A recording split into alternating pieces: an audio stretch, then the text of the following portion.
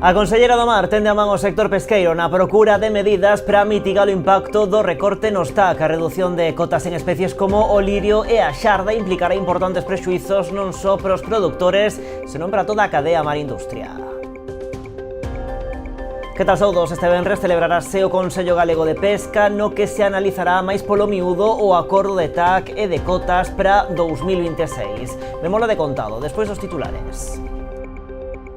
Logo de que o Concello de Vilagarcía ordenase o precintado das naves dos parquistas de Carril no peirao do Ramal, hoxe o seu presidente cargou contra a xestión do goberno municipal. José Luis Villanueva considera inxusta a decisión e acusa o goberno local de estar ao borde da prevaricación. A Deputación de Pontevedra mobilizou 8,7 millóns de euros nos 9 concellos do Salnés na primeira convocatoria do Plan Extra. É un dos datos que achegou Luís López, o presidente provincial, nun acto en Vilagarcía para facer balance deste programa. O BNG de Ribeira critica os orzamentos da Xunta pro municipio tras rexeitar as súas emendas. Quedan fora proxectos como a residencia ou o polígono. Ribadumia acolle este venres un festival de Nadal solidario. Detrás da proposta está o estudo de danza Inquedanza de Vilagarcía. A Academia impulsa este evento no auditorio de Ribadumia, no que animan a veciñanza a participar, achegando o seu grande area para a protectora de animais de Vilagarcía. E a BTT de Nadal reunirá en Ribeira a 300 ciclistas o vindeiro 28 de decembro. Haberá dúas distancias de 30 e 40 kilómetros con desniveis de máis de 1000 metros positivos. Vémolo todo de contado aquí nas Novas do Día en Canal Rías Baixas. Comezamos.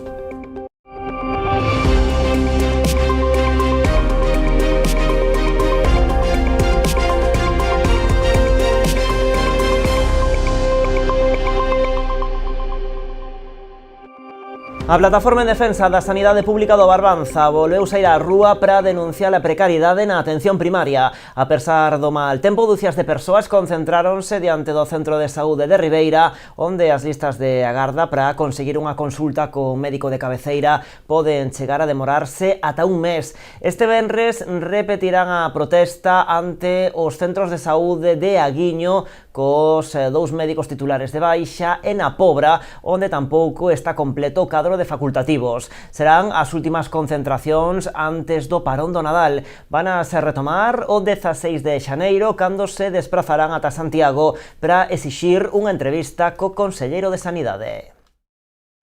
A Conselleira do Mar tende a man o sector pesqueiro na busca de medidas para mitigar o impacto do recorte nos TAC. A redución de cotas en especies como o lirio e a xarda implicará importantes prexuizos non só para os produtores, senón para toda a cadea mar-industria. Mañá venres celebrarase un Consello Galego de Pesca, no que se analizará máis polo miúdo o acordo de TACs e cotas para 2026 e as súas implicacións para o conxunto da comunidade. Dende Galicia, tanto a Xunta como o sector critican o recorte comunitario a especies como a xarda ou o lirio, unha especie esta última ademais con gran peso nas lonxas galegas, especialmente na de Ribeira. O resultado das negociacións pois non foron favorables para a frota do Atlántico, precisamente porque tres especies de suma importancia para a nosa frota, xarda, lirio, pois abadexo, pois se quedaron cos recortes propostos pouco coices, un 70% para a xarda, un 40% para o lirio, ao final creemos que o abadexo vai quedar pois sobre o 13% de recorte. Nos lamentamos que o ministro Planas non incidira, porque puxo moito empeño en pousese como obxectivo o mellorar os días de traballo da flota do Mediterráneo, dunha partida de 9,5 días que propoñía o ICES. Alcanzou o que teñen a día de hoxe, a finales de 2025, 143 días, co cal el manifestou pois que obtuvo un resultado, estaba moi contento, que o resultado, según ele, favorable. Sen embargo, no Atlántico quedámonos con esas 3 especies con os recortes máximos propostos polo organismo científico. A conselleira do Mar lembrou ademais o papel activo da Xunta durante o proceso negociador, coa chega de informes detallados das consecuencias negativas que os recortes traerán non só para a flota, senón tamén para toda a cadea marindustria. Por esta razón, a responsable de Mar reiterou o compromiso do goberno galego de traballar man a man co sector para estudar e artellar medidas que permitan mitigar o impacto destes recortes, defendendo unha xestión dos recursos que combine a sostenibilidade ambiental coa viabilidade económica e social. Como consecuencia deste resultado, convocamos desde a Consellería de Urxencia o Consello Galego de Pesca o venres 19 de decembro, tamén eu o que espero é oír propostas, escoitar opinións e un pouco establecer unha resposta conxunta do sector pesqueiro galego, como facemos sempre, escoitando e poñendo en común e, sabendo que a unión fai a forza e o que temos que facer ahora mesmo é unirnos e levar a voz de todo o sector galego a Madrid e, sobre todo, presionar para que Madrid, que é o representante da frota española entre a galega, defenda os intereses da frota galega en Bruselas. E o desde xaneiro entrará en vigor a plena aplicación do Regulamento de Control Pesqueiro, que implica novas obrigas de seguimento, notificación electrónica, localización, trazabilidade digital e control de actividades pesqueiras. Ante esta situación, o PP denuncia a deixadez do Goberno de España, que carece dun plan operativo que garanta a súa aplicación, identificando os segmentos de frota que non poidan cumprilos, evitando así consecuencias negativas para o sector, especialmente para a pesca artesanal.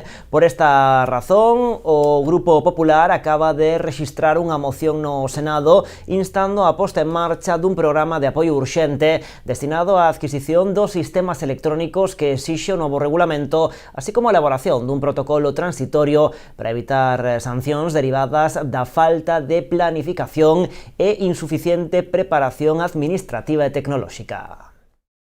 Veámoslo en titulares. Logo de que o Concello de Vilagarcía ordenase o precintado das naves dos parquistas de Carril no peirao do Ramal, hoxe o seu presidente cargou contra a xestión do goberno municipal. José Luis Villanueva considera inxusta a decisión e acusa o goberno local de estar ao borde da prevaricación. O presidente dos parquistas defende que os usos que se lle pretendía dar a estas instalacións se axustan á legalidade e que mostra diso son os permisos que lle concedeu a autoridade portuaria para instalarse no Ramal. O Concello, pola súa banda, levou a cabo o precintado destas naves, apuntando que nelas se facían tarefas de clasificación e rexistro de moluscos, carecendo dos preceptivos permisos habilitantes que debe outorgar a Administración Municipal. Eu estou convencido de que a autoridade portuaria, con independencia de que nós tomemos todas as medidas que teñamos que tomar e que creamos que poden ser eficaces para sacar adiante isto, estamos convencidos de que a autoridade portuaria actuou dentro do marco legal, non que fixo nada ilegal. En este caso, creemos que o quen está facendo algo ilegal é o Concello. E sexa quen sexa o alcalde, sexa quen sexa, están petando as portas da prevaricación. Iso é o que creemos.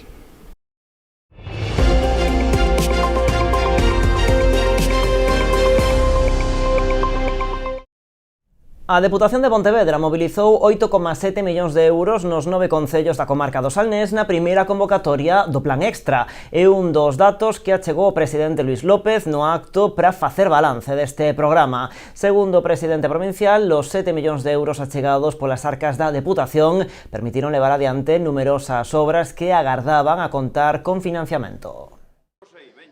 O Plan Extra da Deputación de Pontevedra mobilizou na comarca do Salnés 8,7 millóns de euros na súa primeira convocatoria.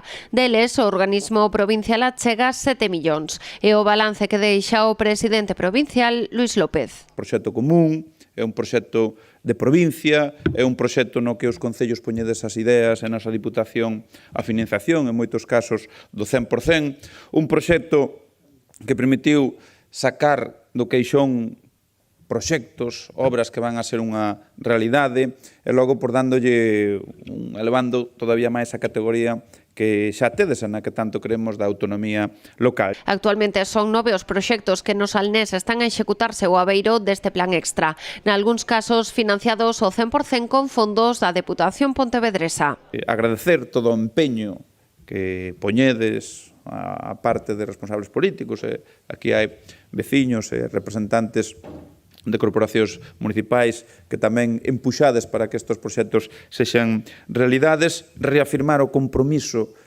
do noso goberno, deste goberno, de seguir apoiando aos pequenos e medianos concellos con colaboración, lealdade e sen sectarismo, porque somos a Diputación dos 61 concellos. A ampliación das piscinas de Fonte Carmoa en Vilagarcía, a mellora da mobilidade peonil dende Pontedena ata a costa en Meaño, a rehabilitación do edificio multiusos de Portonovo en Sanxenxo, a ampliación dos servizos do campo de fútbol e do pabillón de Ribadumia ou o proxecto do Centro de Talasoterapia do Terrón en Vilanova son algúns dos proxectos postos en marcha con fondos deste plan. Pero isto non rematou aquí, senón que automáticamente lanzamos o segundo plan extra, dotado con 35 millóns de euros de novo, a efectos de que poidamos resolver antes de que remate o prazo de solicitudes do máis provincia. Por qué? Se sodes beneficiarios, cumprides os requisitos, e chega o diñeiro, pois podades facer, se o desexades, esa aportación, esa cofinanciación con fondos da Diputación. Noutros casos, a Deputación chega a cubrir todo o investimento combinando os plans máis provincia e o extra. É o caso da reforma e posta en valor do Pazo Torrado e os seus xardíns encambados e de varias actuacións de humanización. A contorna de Sineiro no Grove, das rúas Marques de Bradomín, Naval e Alcalde Manuel de Graña na Illa e da Rúa Igrexa en Meis. Pois nesta liña, en Vilagarcía remataron as obras de mellorado firme que se acometeron na rúa Fonte Carmoa e dous treitos das travesías Rosalía de Castro no Carril. Para a súa execución, a Deputación de Pontevedra aprobou unha achega de 61.000 euros con cargo á liña de investimentos do Plan Máis Provincia que permitiu financiar a actuación enmarcada no Plan Municipal vilagarcián de asfaltados, prácticamente de xeito íntegro. Esta mañá visitou a zona o deputado provincial Javier Tourís xunto con membros do goberno local. Aquí mellorouse a capa de rodadura dun treito de 600 metros, realizando un fresado previo nas zonas nas que se pode levar a rasante da vía. A actuación contemplou a limpeza e rozadura do camiño, o barrido por medios mecánicos e a execución desa nova capa de rodadura. Na rúa Fonte Carmoa, ademais, as obras completáronse coa execución de dous reductores de velocidade e a reposición da sinalización horizontal e vertical, así como das marcas viarias. A Diputación de Pontevedra financia como máis provincia ao 100% esta obra tan demandada polos veciños, e aquí o Concello decidiu meter aquí esta obra, esta pista valorada máis de 60.000 euros.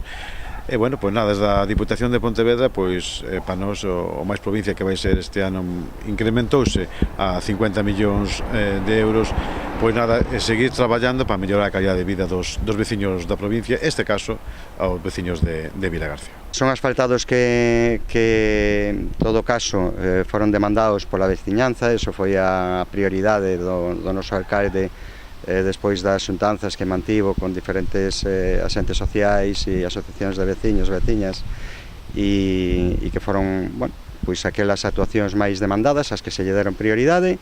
Están prácticamente rematados o plan de asfaltados do ano 2025 e quedando pendiente a Rúa Marxiada. E Pontevedra está a piques de despedir un 2025 no que acadou unha xestión de investimentos histórica. Segundo os datos achegados hoxe polo alcalde Miguel Anxo Fernández Lores, superáronse os 66 millóns de euros en proxectos que, segundo asegurou, son de gran relevancia para a cidade.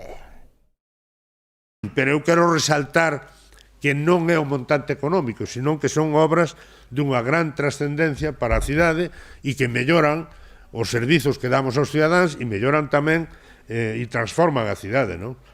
E aí, resaltaría nese sentido o que vai a significar renaturalizar o Gafos, ou que vai a significar o Parque da Parda, ou que vai a significar todos os investimentos do Sedil en Monteporreiro, na Seca, ou que vai a significar tamén as actuacións en Mollabao, Rosalía de Castro, non? As obras que están actualmente en licitación ou pendentes de inicio inmediato suman case 26 millóns de euros. Son, por exemplo, a rehabilitación de Firmes, as obras no Gafos, Rosalía de Castro ou Casimiro Gómez. Por outra banda, as obras en execución ou rematadas este ano suman 14,6 millóns de euros. Falamos do Parque da Parda, a iluminación da Illa do Cobo e a Xunqueira de Alba, o Centro Social de Acevedo e a reforma e remate do Teatro Principal. Neste grupo tamén figuran proxectos importantes rematados como o do edificio de Churruchaos e a Rúa da Santiña, xunto co Conservatorio e a xestión intelixente da mobilidade. Ademais, ao longo deste 2025 investíronse 2,9 millóns de euros en propostas como as actividades de capital gastro, a mellora do acceso ao campo de fútbol de Salcedo, o mantemento rural e o mobiliario urbano. O repaso incluiu ademais outras xestións importantes. Fernández Lores destacou a compra dos terreos en San Amaro, a subvención do EDUSI ou o contrato de residuos cunha achega anual de case 12 millóns de euros. E a volta da publicidade, entre outros asuntos, falaremos dese festival solidario que vai acoller este venres o Auditorio de Ribadumia.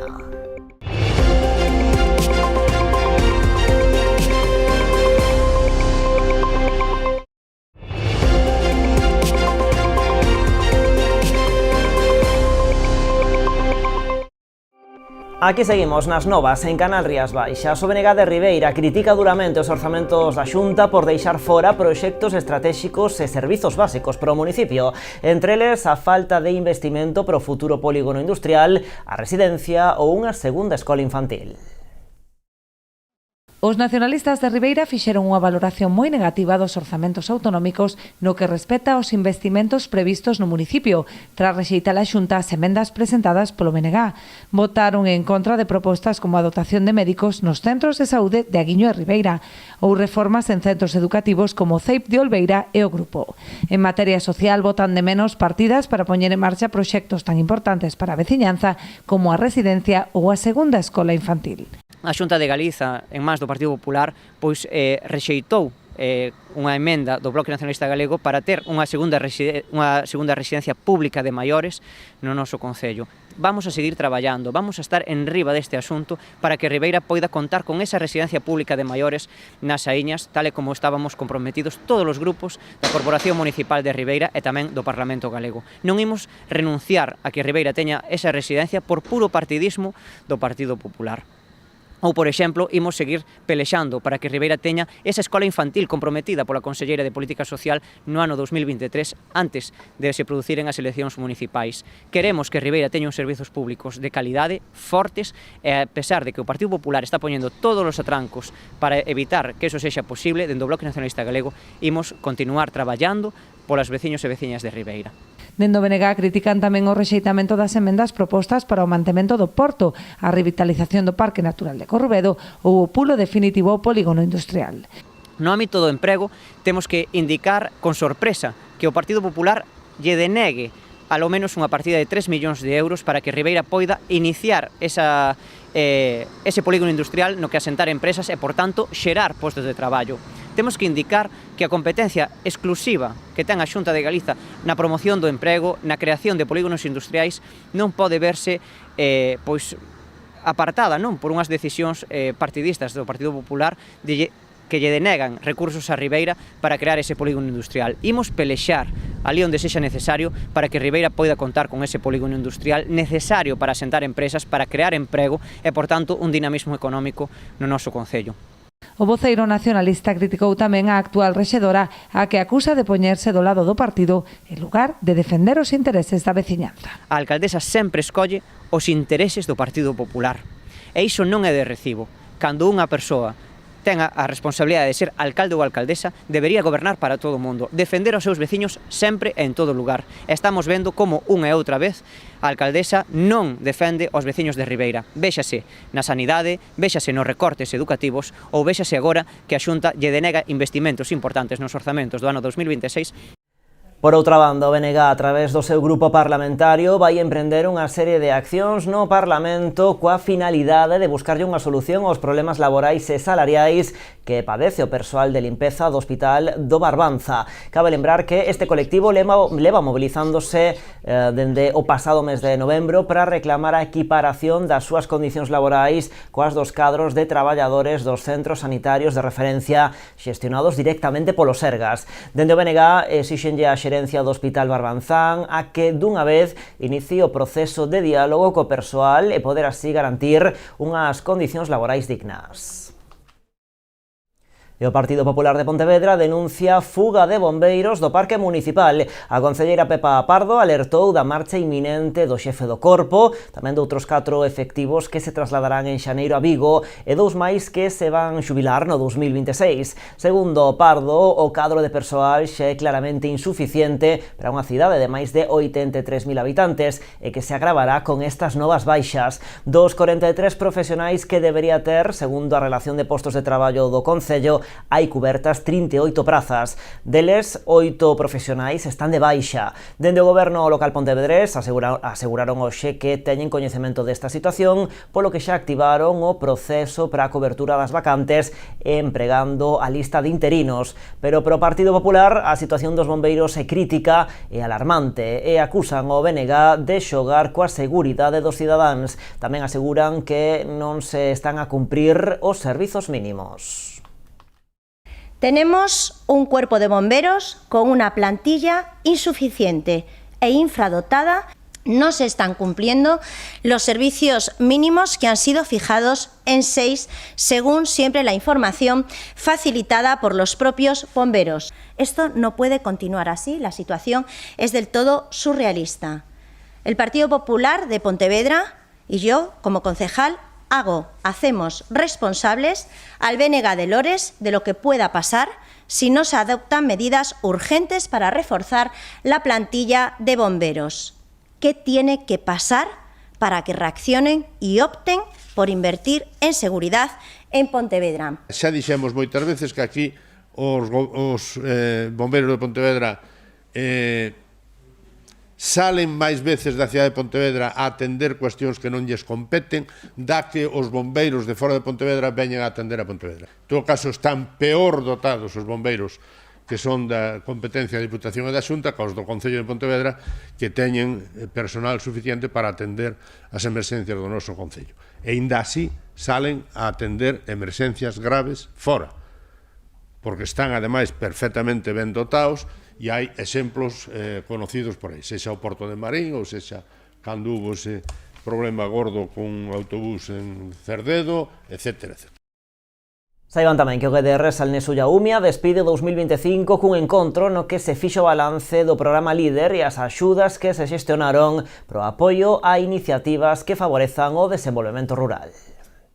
Na recta final deste 2025, a Asamblea do Grupo de Desenvolvemento Rural Salnesu Yaumia foi un encontro que tivo lugar en Cambados. Foi un pouco o último balance deste ano 25. O que fixemos foi un pouco analizar o anterior programa LEADER, como se está a desenvolver este no que estamos e ver un pouco expectativas futuras de cara aos vindeiros anos, un pouco nun novo contexto que hai da política agraria común da Unión Europea. O actual programa LEADER abrangue o período 2023-2027, unha iniciativa pro desenvolvemento das zonas rurais cos obxectivos básicos de asentar poboación a través da creación e mantemento de emprego e de dotar de servizos esenciais as distintas parroquias e municipios que compoñen o territorio do GDR. Na Asamblea destacouse a capacidade de xestión do Grupo de Desenvolvemento Rural para impulsar e completar proxectos. Un pouco ver que toda a xente que se presentaba con proxecto foi capaz de acadalo, aqueles que verdadeiramente tiñan xa un proxecto madurado e unha idea clara.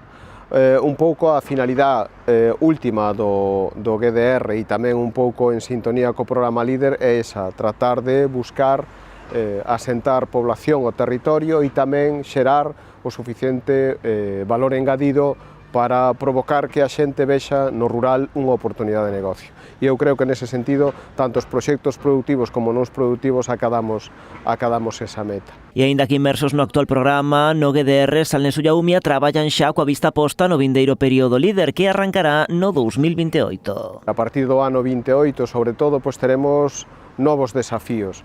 O que fixemos é un pouco falar de cal é neste novo contexto da política agraria común da Unión Europea, donde vai haber certos cambios, donde a Unión Europea ten pensado facer algunhas modificacións directamente nesa política agraria e indirectamente tamén na axuda ao entorno rural, a pesar de que todavía falta por discutir tanto nos gobernos na Comisión como nos gobernos nacionais, o que estamos tratando é de aglutinar un pouco cal vai ser a nosa folla de ruta. Un desafío importante, explican dende o GDR, que afrontan coa necesidade de ser máis incisivos para garantir que se manteña a cota de recursos disponibles. Un chisco máis complexo, segundo vaticinan, pero que de igual xeito confían en conseguir sacalos adiante, como ata o momento.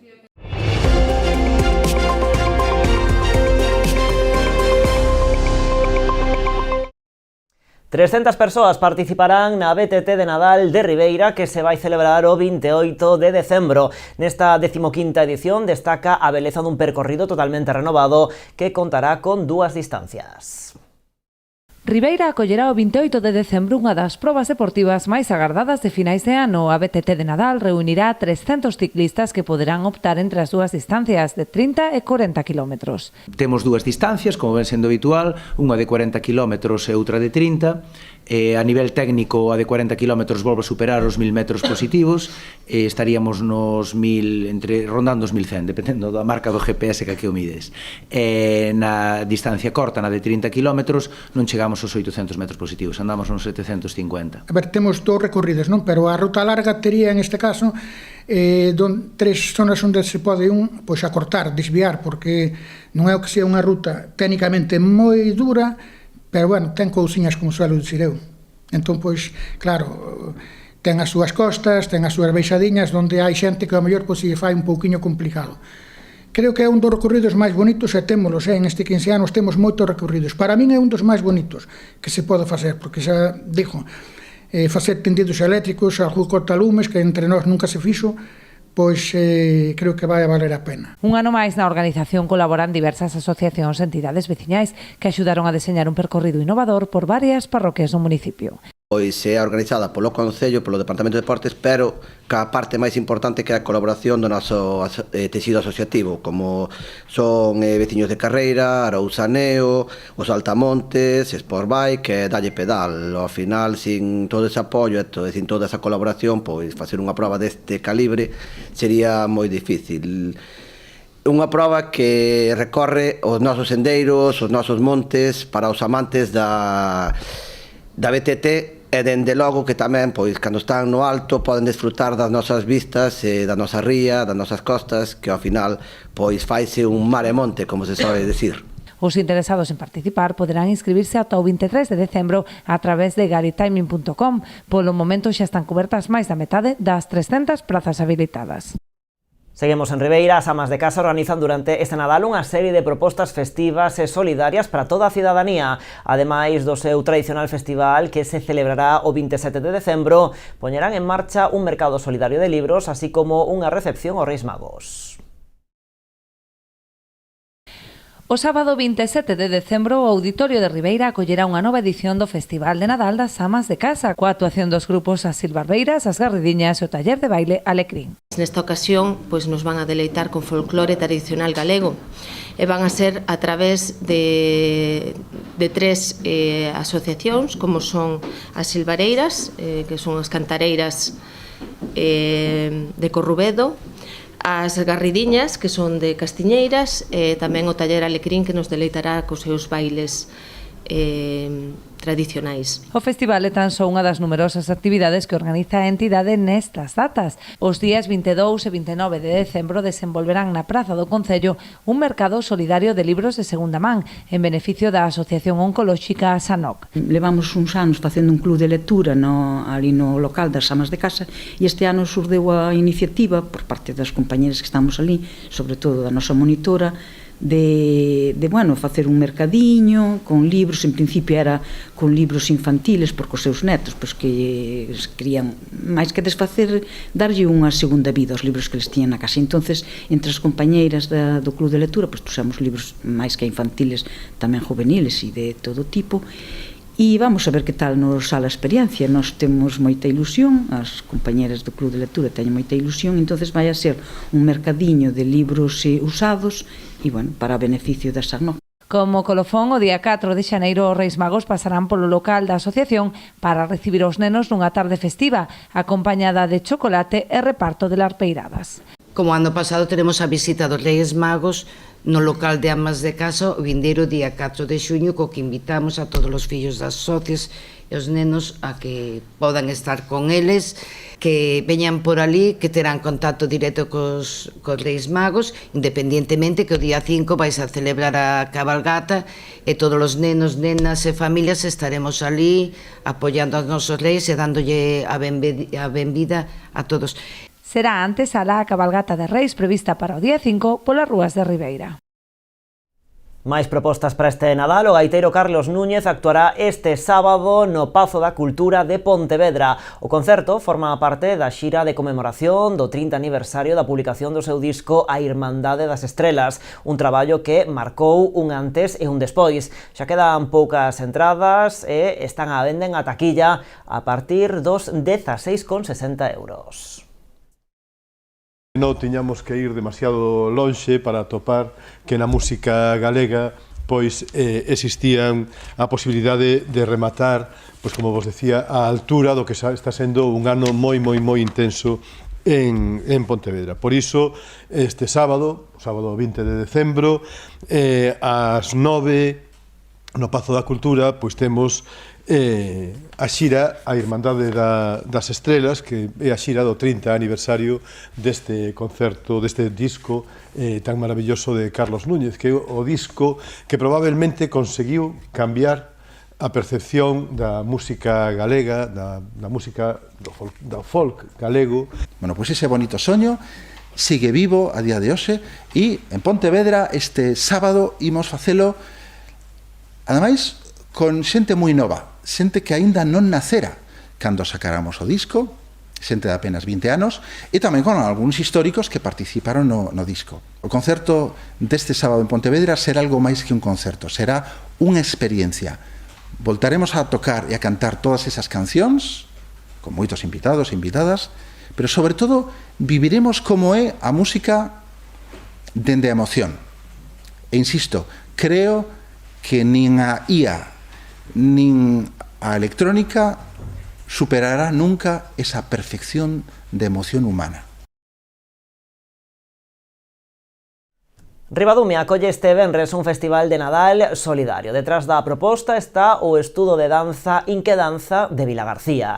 A Academia impulsa este evento no que animan a veciñanza a participar, achegando o seu gran area para a protectora de animais de Vilagarcía. Dende a organización convidan a xente a achegarse ao auditorio de Ribadumia con alimentos para as mascotas. Trátase da terceira edición deste festival de Nadal solidario, no que está previsto que participen 100 de bailaríns. Hoxe na presentación do acto no Concello en Ribadumia fixeron un chamamento á solidariedade. Dende Inquedanza agradecen tamén a boa disposición do Concello á hora de ceder o espazo para este evento. O que vamos a ter é unha exhibición de diferentes estilos de danza, desde danzas urbanas como danzas individuais como danza contemporánea, de diferentes idades tamén, desde nenos de 3 anos hasta maiores adultos de pasados 20, 30 anos, e incluso teremos xente que xa pasa dos 60 anos. Así que ides ver un despliegue de bailaríns de todos os estilos e de todas as idades. Para Ribadumia, para nós, pois é unha satisfacción, Fran, que contedes connosco. O Concello de Ribadumia sempre está disposto a colaborar en este tipo de actos, en este tipo de eventos, e sobre todo, pois para, neste caso, pois dunha maneira, pois colaborativa, non? Poio xa ten en marcha a súa programación pro Nadal, unha época na que o municipio terá uns visitantes moi especiais, os elfos máxicos que van percorrer as distintas parroquias para sorprender a veciñanza e elevar o espírito festivo a todos os recunchos. Volveron tamén as aldeas de Nadal, son 7, unha en cada parroquia. Tamén repite a aposta do Concello pola carpa de Poio Máxico. Está instalada na seca, converténdose no escenario de obradoiros, zona de xogos e actuacións. Por ali, por esa carpa, pasarán espectáculos como os Tres Porquiños, Pica Pica, Gramola Gominola ou varias sesións de maxia. A programación inclúe tamén a tradicional Papanoela da Moteira este vindeiro domingo, a carreira de San Silvestre o día 31 ou a visita de Papanoela ás parroquias.